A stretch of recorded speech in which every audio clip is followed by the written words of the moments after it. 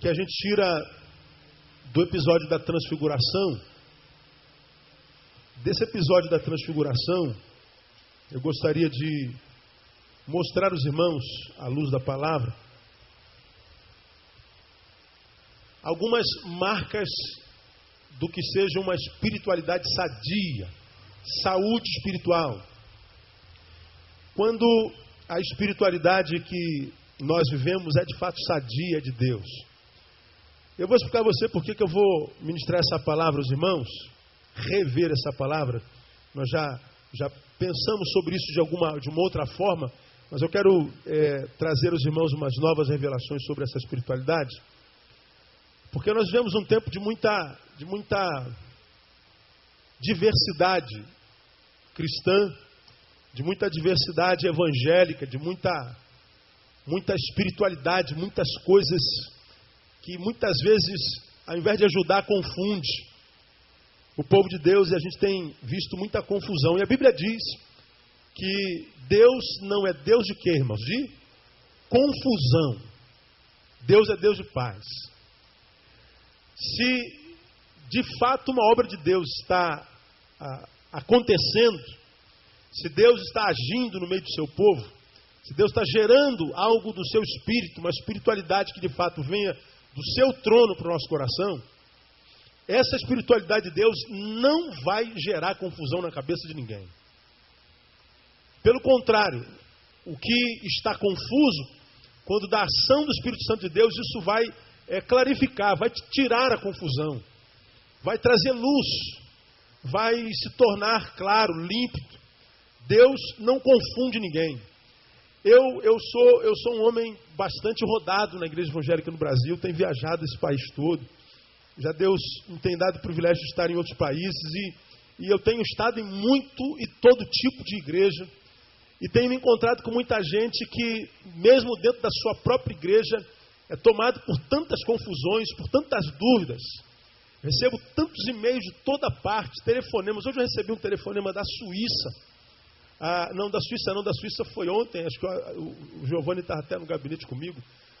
Hoje foi da Suécia, uma irmã ligou da Suécia perguntando sobre algo doutrinário e sobre uma prática litúrgica que acontecia na igreja dela, inclusive na Suécia.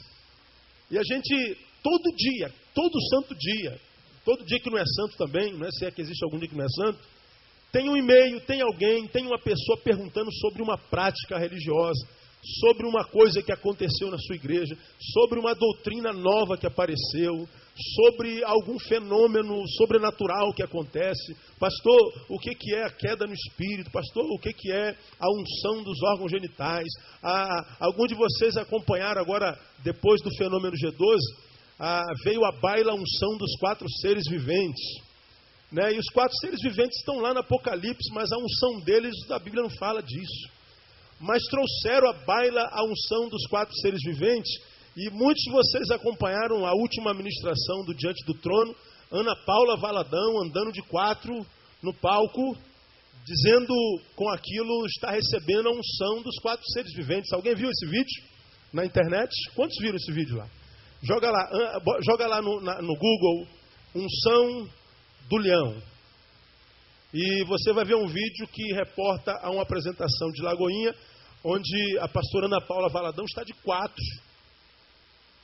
no palco, simulando os passos de um leão, alegando ser aquilo a unção do leão. E eu tenho dito a Deus, não me unja com a unção do leão. Principalmente se eu estiver, por exemplo, na rua, imagina, no ônibus, na fila do banco, e você recebe a unção do leão.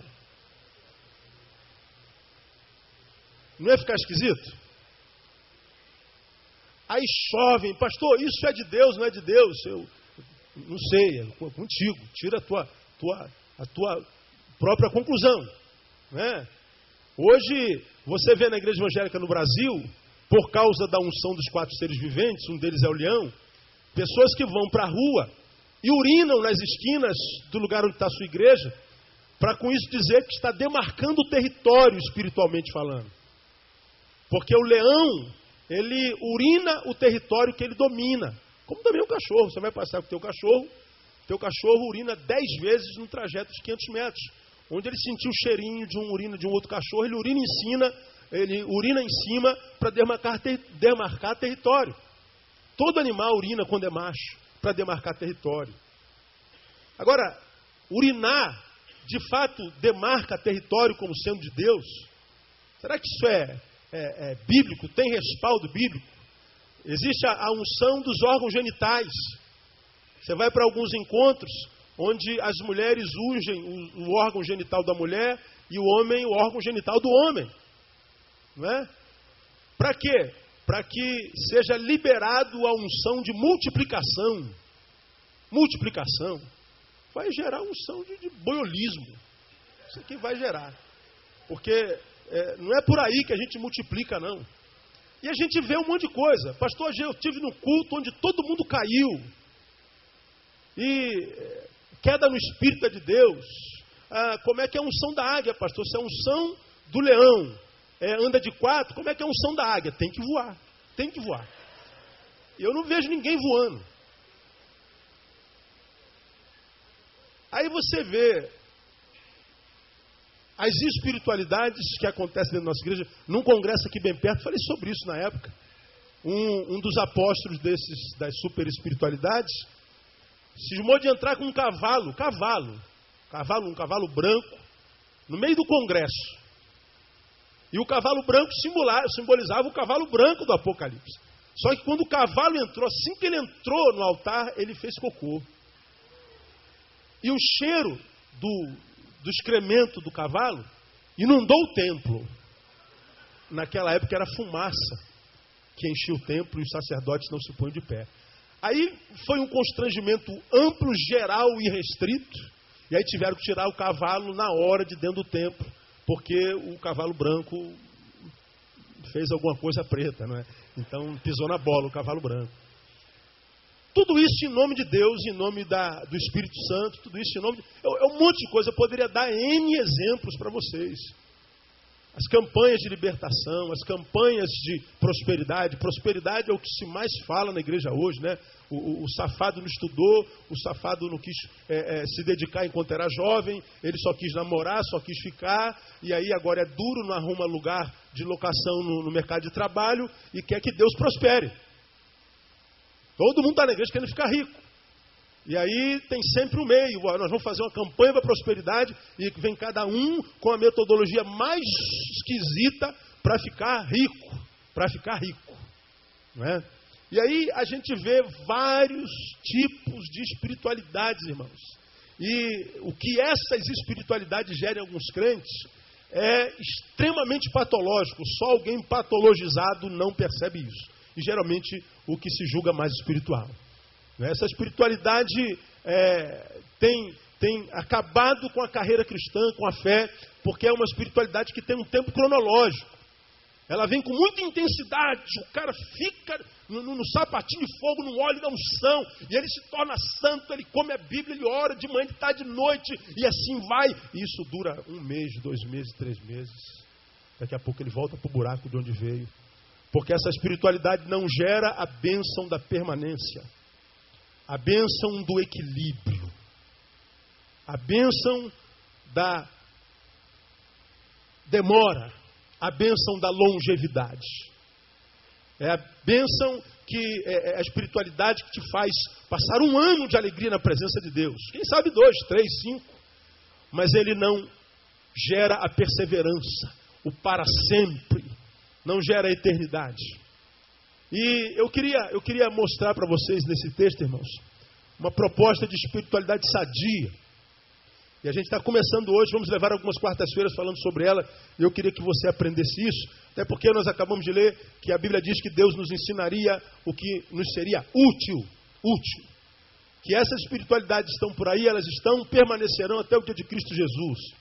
Nos tornarmos vítimas delas ou não, é problema de cada um de nós. Por isso precisamos conhecer a palavra de Deus, para que nós possamos nos tornar crentes como os crentes da cidade de Bereia, os bereanos, que quando os apóstolos chegaram lá, eles abriram as escrituras, começaram a pregar, mas os bereanos quase que diziam assim, espera aí, deixa eu também abrir a Bíblia aqui, para que quando você pregar aí, nós possamos ler aqui, e para ver se o que vocês estão pregando é de Deus mesmo. Porque os crentes de Bereia entendiam que o que se prega daqui, pode daqui sair como palavra de Deus, mas ao chegar aí não é mais. Porque a palavra que a gente lê aqui, passa por dentro do porta-voz de Deus, até chegar a você. E é possível que ela saia daqui, palavra de Deus, mas ao passar por dentro de mim, chegue aí não mais palavra de Deus. E quem é que tem que ter cuidado, portanto? Muito mais cuidado tem que ter aquele que ouve do que aquele que prega. O que prega também, porque nós vamos dar conta a Deus do que nós temos pregado por aí. A Bíblia diz lá em Apocalipse que não se deve acrescentar nenhuma vírgula, nem tirar uma vírgula do que está revelado, com perigo de maldição. De modo que quando um pastor, um presbítero, um diácono, um bispo, um apóstolo, um bispo primaz, e daí para frente a gente vai imaginar o que vai acontecer por aí, né? Um patriarca, ele abre a Bíblia e prega e acrescenta o que na Bíblia não há, ele vai se ver com Deus. Você pode ter certeza disso. Não passa impune pela mão de Deus. Passa despercebido pelos ouvidos dos que não conhecem a palavra. Vivem sensitivamente, epidermicamente. Querem sentir arrepios e a emoção tocada. Mas não usam o cérebro com a mesma intensidade que as emoções. E as consequências estão por aí. Eu poderia dar N exemplo de pessoas, inclusive aqui na igreja, que hoje já não estão em lugar nenhum. Foram atrás das espiritualidades patologizadas, viveram a intensidade, arrebentaram-se e depois não tiveram coragem de retornar. Alguns têm coragem e retornam.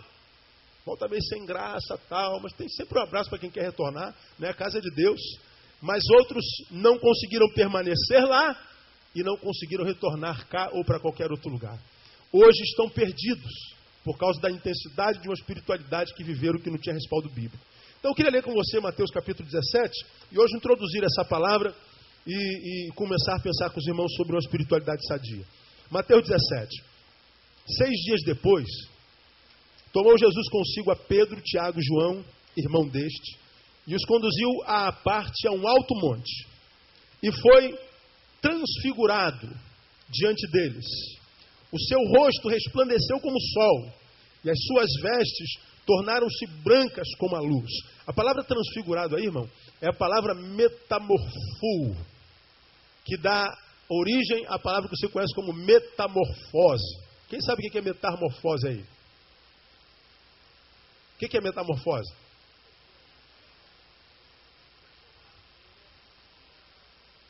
Da lagarta? No quê? Numa borboleta. Essa, da lagarta virando borboleta, se chama metamorfose. A palavra metamorfose significa transformação. E é uma transformação bem significativa, bem traumática, bem grande. E esse texto diz que Jesus foi transfigurado. O rosto dele parecia sol, uma luz intensa para a qual eles não conseguiam olhar com o olho nu, e as suas vestes ficaram resplandecentes. Ele virou uma lâmpada ambulante, né? Então foi um feito fenomenológico, houve um fenômeno sobrenatural aqui. E mais, e eis que lhes apareceram Moisés e Elias, falando com ele, Jesus. Pedro, tomando a palavra, disse a Jesus: Senhor, bom é estarmos aqui. Se queres, farei aqui 3 cabanas, uma para ti, outra para Moisés e outra para Elias. Estando ele ainda a falar, eis que uma nuvem luminosa os cobriu, e dela saiu uma voz que dizia: Este é o meu filho amado, em quem me comprazo. A ele ouvi. Os discípulos, ouvindo isso, caíram com o rosto em terra, ficaram grandemente atemorizados. Também não é para menos, né, irmão? Chegou-se, pois, Jesus e tocando-os disse: Levantai-vos, não temais. E erguendo eles os olhos, não viram a ninguém, senão a Jesus somente. Enquanto desciam do monte, Jesus lhes ordenou: a ninguém conteis a visão, até que o Filho do Homem seja levantado dentre os mortos. A ninguém conteis a visão. Jesus tinha esses negócios diferentes da gente hoje, né? Jesus curava o enfermo, o cara estava enfermo há não sei quantos anos, Jesus, você pega um endemoniado gadareno, o cara estava com legião, não tinha corrente que prendia o cara, arrebentava tudo, se alimentava de bicho, morava nas catacumbas e era tratado como um animal mesmo. Jesus o cura e diz assim, ó, não conta para ninguém. Fica quieto, não precisa saber. Hoje tem gente que vive só de testemunho, né, cara? Ele vive de testemunho. Ele foi salvo para agora contar o que Jesus fez na vida dele. E ele sobrevive disso. Do quanto ele era bandido, do quanto ele era canalha, do quanto ele era não sei o quê. E tudo isso para a glória de Deus. Mas para o sustento próprio também. Né? Jesus era diferente. Jesus não pegava a experiência que ele promovia no outro, permitindo que o outro se promovesse com tal experiência. Jesus está dizendo assim, olha, se você pretende transformar essa experiência que você teve comigo em algo que se transforme um marketing do meu nome, eu te digo, eu abro mão desse marketing. Não precisa contar para ninguém. Então veja que a espiritualidade que Jesus gera, a experiência com o Jesus da Bíblia, o Jesus do Evangelho, primeiro não promove ninguém, não engrandece absolutamente ninguém, não o torna uma personalidade superior no meio dos iguais. Mas a gente vai falar sobre isso mais adiante. Então há muita espiritualidade na igreja evangélica hoje doentia. Aí, eu vou explicar para você por que eu estou pregando isso aqui, amados. Eu me preocupo com a vida espiritual de cada membro dessa igreja, de cada ovelha. Todavia, o poder de um pastor ele é muito limitado. A gente não pode proibir a pessoa de cometer o pecado que ela quer cometer. A gente não pode botar um bridão na boca do crente, como que se faz com os cavalos. Bridão é aquilo que o cocheiro que está em cima da carroça, ele coloca a cabeceira no cavalo e o bridão vai na boca. E no bridão se amarra as rédeas. E ele, quando puxa para a direita, o cavalo vai para a direita. Quando puxa para a esquerda, o cavalo vai para a esquerda. Se o cavalo está andando, ele puxa a rédea juntas, o cavalo para. Se o cavalo estiver parado, ele puxar as duas fortes, o cavalo dá ré. Fui carroceiro durante muito tempo na minha adolescência, entendo esse negócio, né? E o cavalo, que é muito mais forte que o homem, obedece porque na sua boca tem um bridão. Um pastor não pode botar bridão na boca de uma ovelha. O pastor não pode viver do lado da ovelha 24 horas, mas porque tem milhares dela. O pastor não pode estar apagando incêndios de ninguém o tempo inteiro, senão ele não apaga o fogo de todo mundo e o fogo dele acaba com a vida dele, não tem jeito. O papel de um pastor é mostrar, revelar os desígnios de Deus. O papel de um pastor à luz da palavra é revelar ao povo qual é a vontade do Deus que o povo adora. Paulo nos ensina isso de forma muito clara. Vamos lá em Atos um pouquinho. Atos capítulo 20. Hoje a gente só está introduzindo, viu, irmão? Para você entender. E eu queria muito que você, membro dessa igreja, claro que quem não é membro é muito bem-vindo, que ama a palavra de Deus e quer crescer nela, é muito bem-vindo, é sempre bom receber irmãos aqui. Mas você que é a ovelha desse pastoreio, seria muito bom que você não perdesse, porque é coisa útil para a tua vida. Paulo, em Atos capítulo 20,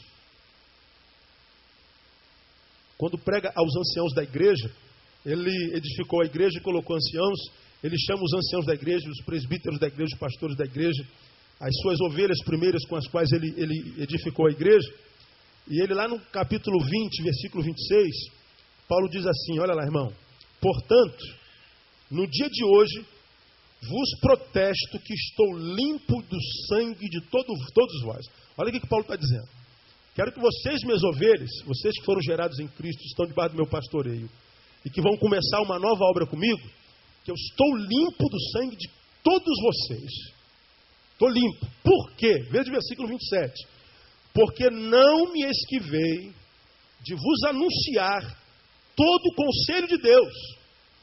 Paulo está dizendo, eu lavo as mãos, se porventura alguém achar que eu tenho sangue da vida de alguém nas mãos, porque eu não tenho, eu lavo, porque o meu papel eu cumpri. Eu não me esquivei de vos anunciar todo o conselho de Deus, tudo que Deus me deu, à luz da palavra, eu perpassei, eu ensinei, eu ministrei, eu revelei. E Paulo, como quem diz, eu tentei fazer da melhor maneira possível, tentei colocar o desígnio de Deus, a vontade de Deus, a palavra de Deus, da forma mais clara possível, de modo que todos entendessem, o mais rico e sábio, o mais simples e pobre. Paulo está dizendo, de modo que o que me compete a mim, feito está. Aí no versículo seguinte, ele diz, cuidai, pois, de vós mesmos. Veja o resumo da coisa. Eu não tenho mais responsabilidades com relação ao sangue de vocês. Se vocês vão se perder no caminho, se as vossas almas serão roubadas por Satanás, eu não tenho culpa nisso. Porque como ministro de vocês, eu tenho que revelar a vontade, os desígnios de Deus. Eu não me esquivei disso. Agora que o desígnio está revelado, a responsabilidade é de cada um de vocês. Como nos ensina o Evangelho, cada um de nós dará conta o quê? De si mesmo a quem? A Deus. Ninguém responde por ninguém. Ninguém. Então, quando a gente vê o tempo que se chama hoje, e a igreja desse tempo, vivendo a espiritualidade que vive hoje, vendo no que a igreja tem se transformado, qualquer um que tenha entendimento, queira ver, vê o que está acontecendo, e os que não querem ver, não verão mesmo, não veem porque não querem, porque têm interesse nisso. A mim, me cabe mostrar a vocês o que é uma espiritualidade sadia. Porque eu não tinha visto, irmão, esse vídeo da menina andando de 4 lá no palco. Eu ouvi alguém falando, não acredito nisso. Aí não pode ser. E está lá a menina andando de 4. E eu participava bem pouco tempo atrás de uma reunião de pastores, amigos meus até hoje. Mas quando chegou o tempo do ato profético de urinar para marcar o território, eu falei, não, irmão, não me leva a mão, não. Eu não tenho coragem de urinar na rua. Nem que seja o nome de Deus. Senhor, se esse ministério é teu, olha, não dá para mim. Eu não tenho vocação para mijador. Não dá. Isso é o que eu tenho visto. Alguns de vocês também têm visto. Na vida de vocês aparecem os profetas que falam em nome de Deus o tempo inteiro. Sonhei. Deus me deu uma palavra a teu respeito. E aí ele libera uma palavra que mais causa confusão na tua vida do que esclarece. Eu me encontro com gente e falo, pastor, pelo amor de Deus, teve uma mulher, geralmente é mulher, né, cara? Não sei porquê. Aí teve uma irmã que foi lá em casa e liberou uma palavra que eu fiquei atordoada, pelo amor de Deus, será? Olha, irmã, ficou atordoada? Questiona se veio de Deus, porque Deus não é Deus de confusão. Deus é de paz. Deus pega o que está atordoado, o que está confuso, ele libera a sua luz e a luz clarifica a coisa, ilumina a coisa e a confusão dissipa. Porque quem confunde é o diabo. Então, à luz dessa palavra aqui, eu quero revelar a vocês, nossa igreja, minha igreja, o que Deus fala sobre espiritualidade. Como é que a gente discerne uma espiritualidade como sendo uma espiritualidade sadia. E antes da gente entrar nas qualidades dessa espiritualidade, vamos matar, entre aspas, a curiosidade dos irmãos, para quem não conhece esse texto cabalmente, que é o que está escrito no versículo 3 desse capítulo. Não é? E eis que lhes apareceram quem? Leiam. Moisés e Elias. Fazendo o quê? Falando com quem? Com Jesus. Vamos ao fato. Jesus sobe ao Monte Alto. Leva Pedro, Tiago e João. Quando ele começa a orar, ele se transforma num holofote ambulante. E quando ele tem essa metamorfose, os discípulos abrem os olhos e veem do lado de Jesus Moisés. Do outro lado de Jesus Elias. E os três batendo papo.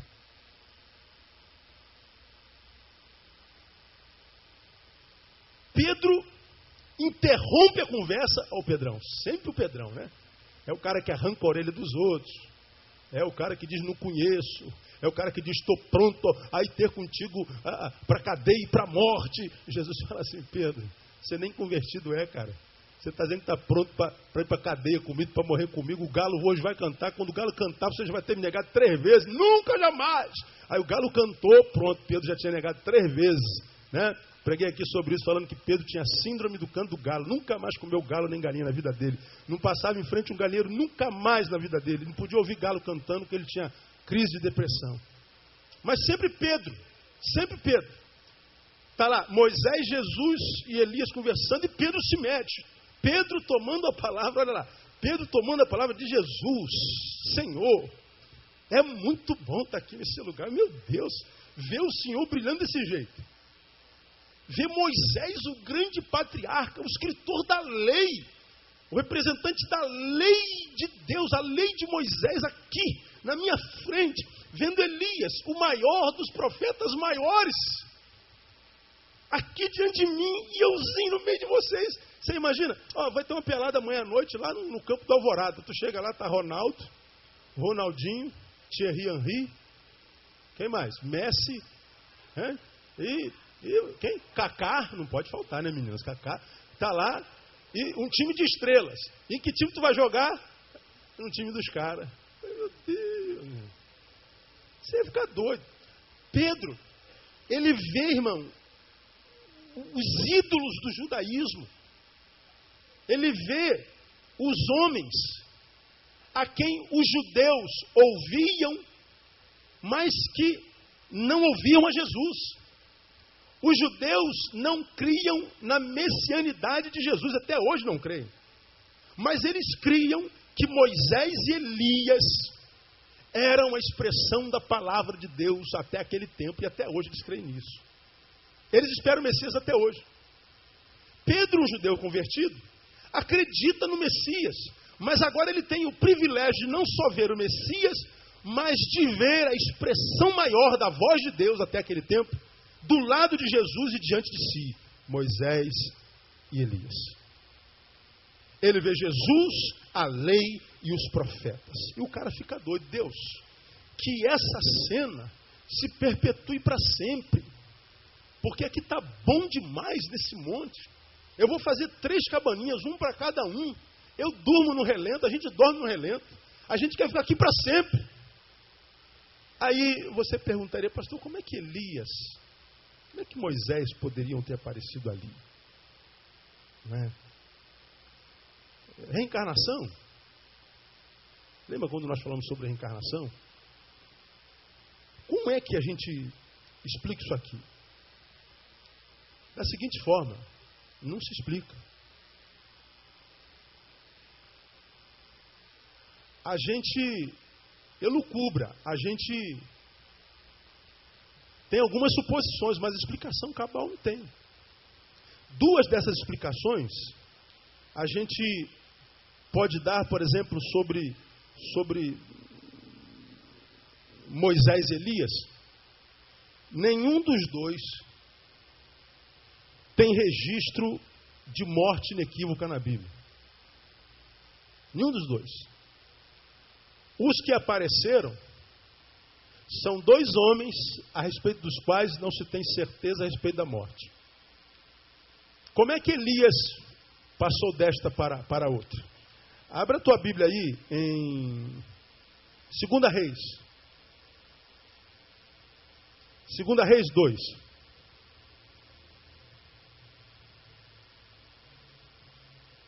Segunda Reis, capítulo 2.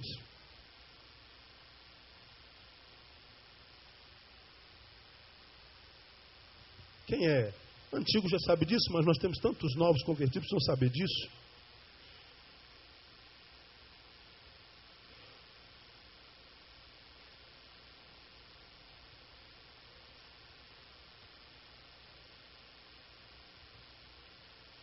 Quando você lê 2 Reis, capítulo 2, você já abriu, amém? Veja o versículo 11. Elias estava conversando com Eliseu, seu discípulo.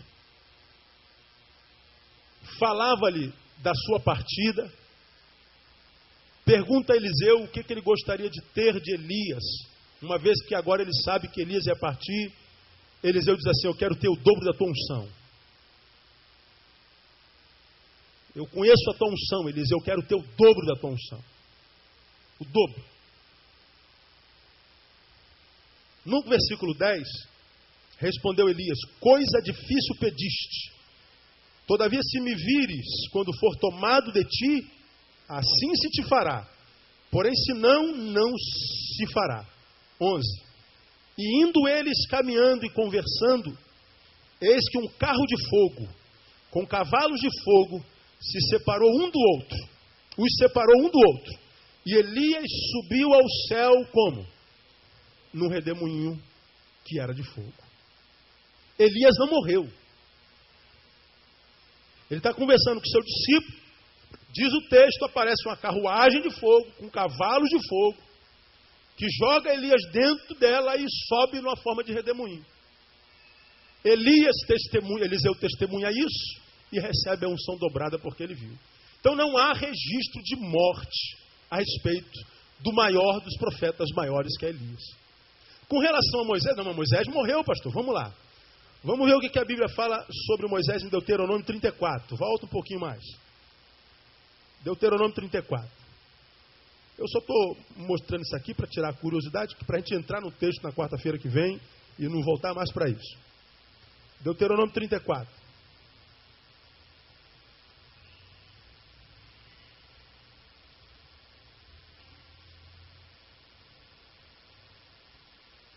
Deuteronômio 34 fala sobre a morte de Moisés. 34,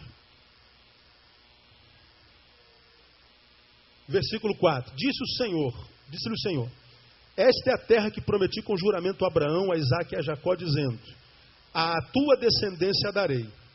Eu te fiz vê-la com os teus olhos, porém para lá não passarás. Olha para cá para a gente continuar lendo. Moisés foi quem tirou o povo do Egito, andou os 40 anos com esse povo até entrar em Canaã. Quando eles estão na entrada de Canaã, Deus fala assim, ó, Moisés sobe ao monte. Moisés sobe ao monte, Deus diz, olha a terra que eu prometi e perceba que a minha promessa é verdadeira e o povo vai possuir essa terra, mas você não. Você conduziu o povo, mas você não vai entrar nela. Vamos voltar para o texto.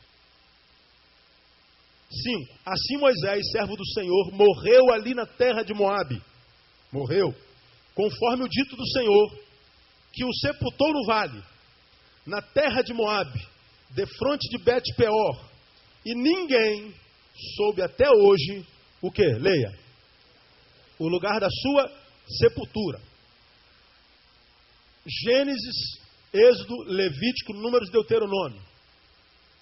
Conhecido como Pentateuco, a lei de Moisés. Pentateuco. Lei de Moisés. Quem escreveu a lei de Moisés, aprendemos nós? Quem sabe? Essa pergunta é como aquela. Qual é a cor do cavalo branco de Napoleão? Aí o menino fala assim, vermelho, pastor, pelo amor de Deus. Quem escreveu a lei de Moisés? Quem foi? Muito bem. Teve alguém que disse que foi Paulo, né? Não pode. Nós entendemos que quem escreveu a lei de Moisés foi Moisés. Quando você vai lá no cabeçalho, lá no início do Deuteronômio, está lá Deuteronômio, escrito por Moisés. Agora pensem comigo. Diz o texto no versículo 5. Assim Moisés, servo do Senhor, morreu. E ali na terra de Moabe, conforme o dito do Senhor que o sepultou. Quem foi que sepultou Moisés? O Senhor. Você imagina Deus com uma pazinha assim, cavando um buraco, jogando e batendo assim em cima e fez uma cruzinha assim. Você imagina Deus fazendo isso? Segundo, se Moisés estava morto, como é que ele registrou sua própria morte? Tem chance? É como o livro, né, de Memórias Póstumas de Brás Cubas. Ele começa escrevendo o livro do seu sepultamento. O meu caixão era assim, tinha tanta gente. Memórias Póstumas. Esse texto, ele é complicado. Ele encaixa em Deuteronômio 29, né? As coisas encobertas são para o Senhor, e as reveladas são para nós. Porque o texto está dizendo, imagina, Moisés está escrevendo e diz assim, ó, Moisés morreu. Então quem está escrevendo é um fantasma.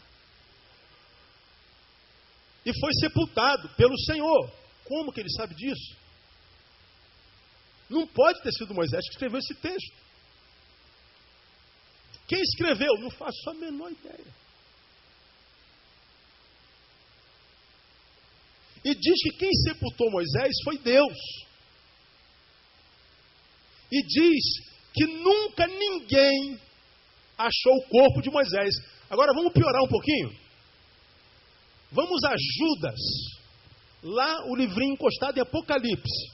Livro de Judas. Estamos terminando.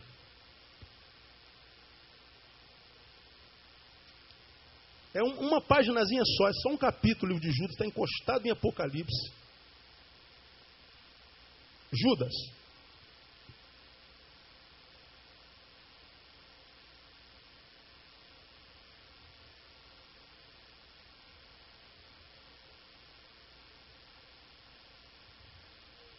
Você já achou Judas? Amém? Muito bem. É um capítulozinho só. O versículo 9 diz uma coisa esquisita. Mas quando o arcanjo Miguel, discutindo com o diabo, disputava a respeito do corpo de Moisés, não ousou pronunciar contra ele juízo de maldição, mas disse, o Senhor te repreenda. Mas quando o arcanjo Miguel, discutindo com o diabo, disputava a respeito do corpo de Moisés. Então você vê Judas falando de uma batalha verbal que acontecia entre o arcanjo Miguel e o diabo. E eles dois estavam disputando o quê? Qual era a razão da discórdia? O corpo de Moisés. Que corpo de Moisés é esse? É aquele que o Senhor sepultou e que ninguém sabia onde estava enterrado. Mas que agora, por revelação dada a Judas, diz, estava sendo disputado por Miguel e pelo diabo. Aonde aconteceu essa disputa? Aonde aconteceu essa batalha pelo corpo? 9h30, nós vamos ficar por aqui. E na quarta-feira que vem, nós vamos falar sobre esse texto, né? Eu preciso entrar na profundidade dele, senão você não vai entender nada, né?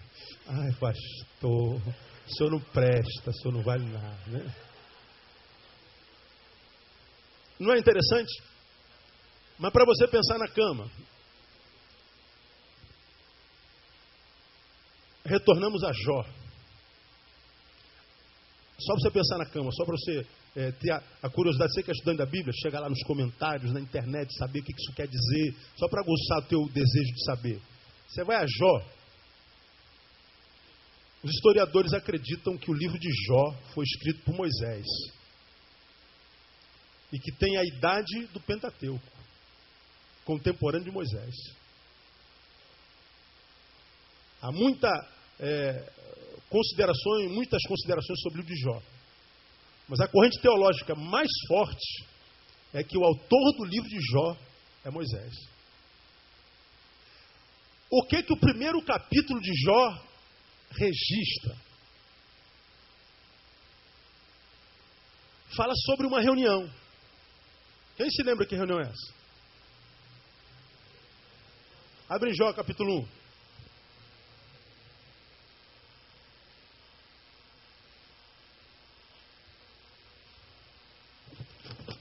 Jó capítulo 1.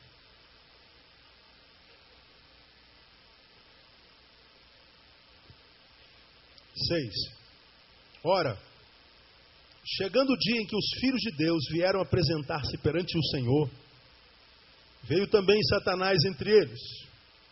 O Senhor perguntou a Satanás, de onde vens? Satanás respondeu ao Senhor dizendo, de rodear a terra e de passear por ela. Satanás está dizendo, estou vindo do lugar onde eu me divirto. É o lugar do meu lazer.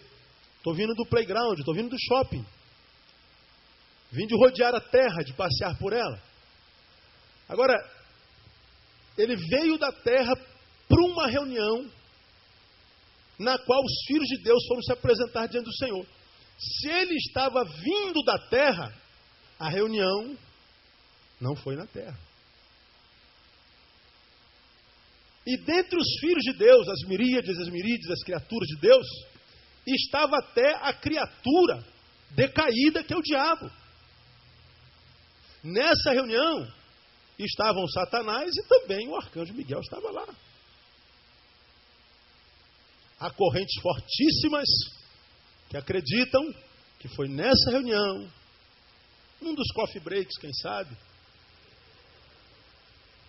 que está arcanjo Miguel e Satanás conversando sobre o corpo de Moisés. Que coisa esquisita, né, gente? Que coisa doida. Mas eu queria falar com vocês sobre isso na quarta-feira que vem. Precisa-se de tempo. Hoje não dá, não tem tempo.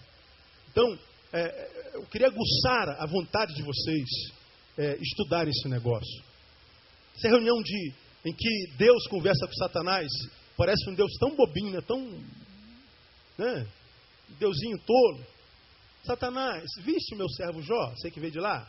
Viu como não há ninguém tão puro, santo e irrepreensível como ele na terra? É meu servo, viu? Aí Satanás parece muito esperto. Também, Deus. Até eu, né? Tudo que ele faz dá certo. Tudo que tu faz prospera, assim, até o diabo é fiel. Agora, tira tudo que ele tem. Aí parece que Deus, como um menininho, não, ele vai continuar fiel. O diabo diz, não vai não. Vai sim, não vai não. Vai sim, não vai não. Vai sim. Então tá, vai lá, eu vou te mostrar que ele vai ser fiel. Como se Deus não soubesse tudo que ia acontecer. Deus dando corda para Satanás. E Deus parecendo ser um Deus idiotinha, não é? Porque o Deus que a gente lê sem interpretar é um Deus idiotinha. É como o pai com um filho que fala assim, eu quero ver se você vai comer tudo. Quero ver se você consegue comer isso tudo. E o moleque não quer comer. Quero ver se você é bom mesmo, se você é forte, se você tem coragem. E eu tenho. Tem nada, porque você não tem coragem de nada. Aí o moleque, eu vou provar para o senhor que é. Aí ele come, bobão. Né? Deus parece ser esse Deus assim. Então percebe, irmãos, quando a gente fala de coisas espirituais, é com o que eu quero terminar hoje. Nós estamos falando de um campo que não é o nosso. Nós somos materiais. Nós estamos falando de um campo que, porque não é nosso campo, nós não podemos dominar 100%. Mas que também não precisamos por ele ser dominados 100%. Não podemos nos enganar achando que tudo que está por aí sendo pregado, revelado, expressado, vem de fato da parte do Senhor. E se você esteve aqui domingo de manhã, viu que eu comecei uma série de sermões falando que então entrou Satanás em Judas. Por que em Judas e não em Pedro? Por que em Judas e não em Simão? Por que em Judas e não em Tadeu? Por que em Judas e não em Tomé, em Mateus? O fato é que Satanás entrou num apóstolo. E existem razões por que ele entrou no apóstolo. A gente vai começar a pregar isso no domingo que vem de manhã. Então a gente interpreta e o maligno não pode tocá-lo. De que toque é esse? Já falamos sobre isso no passado. Satanás, o pior demônio, não é aquele que ele manda para a igreja, que estrebucha, que baba, que rouba a cena, que faz cara de mal, que a mulher faz voz de homem, que a homem faz voz de mulher. É o demônio que todo mundo vê. Não, o demônio que mata, que arrebenta com a gente, é aquele demônio que se transforma em anjo de luz. Que está agindo, está trabalhando, mas ninguém sabe que ele está agindo, que ele está trabalhando. Que está lá operando, mas ninguém sabe que ele está lá. É aquele inimigo que vem e ninguém sabe que ele é inimigo. É aquele que se transforma em anjo. Tem anjo voando nesse lugar, para cima, para baixo, em todo. Pode ser tudo demônio. Mas a gente está apaixonado pela beleza do anjo que a gente viu.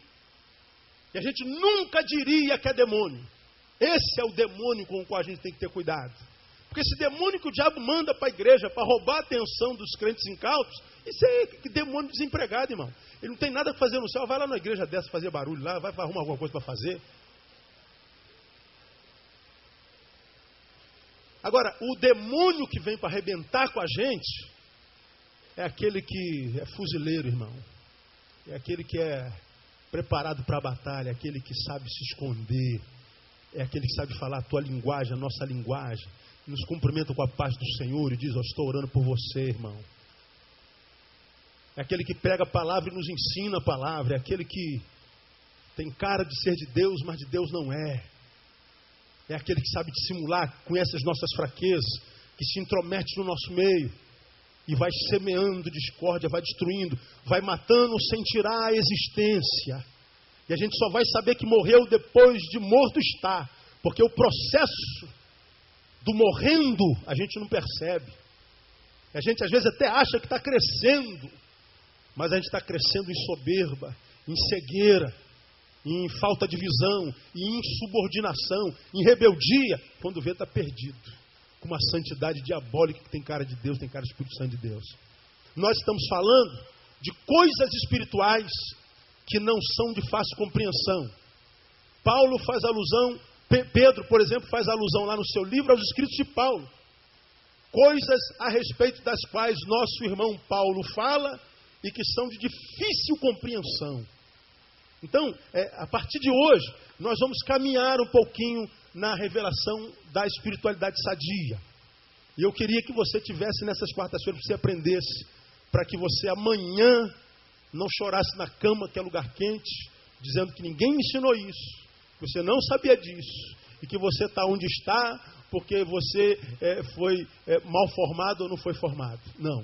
Eu quero lhes mostrar todo o desígnio de Deus, à luz da palavra e a revelação do seu Espírito. Traga a sua Bíblia, abra a sua Bíblia comigo, e antes de receber a palavra, ajoelha no teu chão e fala assim: Senhor, revela a sua palavra, que a palavra seja sua de fato, testifica no meu espírito que tu é. E hoje, tudo que eu quis é mostrar para vocês que há coisas que são de difícil compreensão, são de difícil resolução. Então, o Moisés e o Elias que apareceram primeiro porque não morreram. Pedro pôde ver, Pedro pôde perceber reações humanas, porque eles não experimentaram a morte, efetivamente falando. E a gente pode explicar isso, a gente vai falar sobre isso na próxima quarta-feira, e a partir de lá, vamos falar algumas marcas da espiritualidade que gera saúde e que te faz se transformar num ser humano santo, espiritual, e um ser humano que se mantém equilibrado nesse mundo desequilibrado. Um ser humano que vai aprender a remar contra a maré, nessa maré de destruição que a gente vive hoje, nessa maré de apostasia, nessa maré de falta de reflexão, nessa maré de destruição. Você vai aprender a remar contra a maré, e você então vai dormir em paz, porque você vai ter certeza que você conhece o mundo espiritual onde o teu Deus trabalha, e porque conhece o mundo espiritual vai discernir as ciladas do diabo. E você então, havendo feito tudo, permanecerá. E vai permanecer para a glória de Deus. Deus te dê sabedoria, irmão, discernimento, graça para entender isso que está aqui. Amém, amados? Vamos aplaudir ao Senhor por essa palavra. Aleluia.